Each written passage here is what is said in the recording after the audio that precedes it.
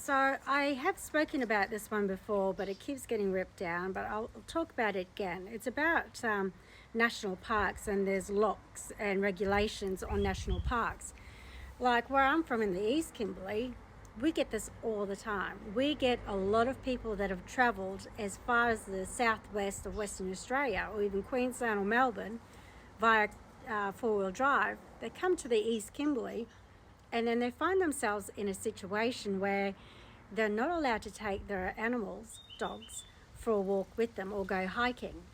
So they find themselves putting their dogs under the vehicle, hoping that it's going to be cooler for them.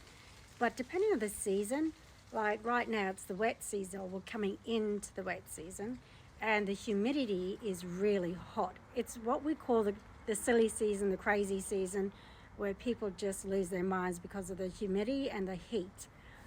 So they're stuck in a situation of, well, I've come all this way, it's taken me weeks, it's months to get here, and now I'm being told that I can't take my dog with me on a hike, not even with a lead. So they either, one, leave the area and they don't discover the Kimberleys at all, or two, they leave the animals in the car with that much windows down because they're in fear that someone might steal their vehicle, which sometimes can be the case, even if you're in the middle of nowhere.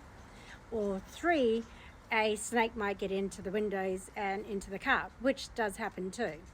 It happens more often than not. Then faced with these scenarios. So what people don't understand, it's actually the government that implement these rules and regulations and laws. It's not the Aboriginal community, it's not the Aboriginal people, it's not the Aboriginal members in the area. The government is really sneaky with the way they go about things. So what they do is, we get our land back, and then they'll come in and override us via means of land management and conservation. So it's all about power and control, but they do it in such a way where we become the face of what's going on and why these rules are in place, but it's not actually us making those rules. It's the government, and they do it through government agencies such as Parks and Wildlife.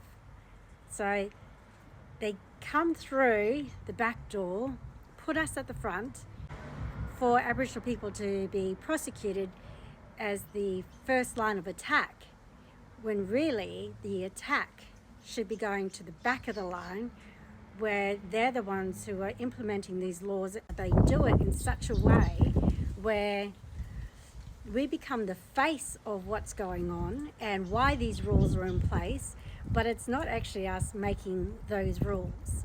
It's the government, and they do it through government agencies such as Parks and Wildlife.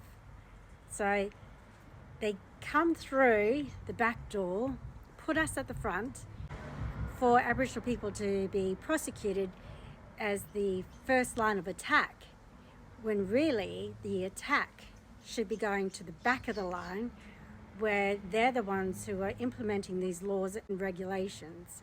So when you see a lock gate, or you see and you hear something about you not being able to take your dogs for a walk, even on a lead, that's not coming from the Aboriginal community. It's coming from both the Liberal and the Labor governments, and not us. So please bear in mind, when you come across this, it is not us. It's better to blame Aboriginal people than it is to blame the government.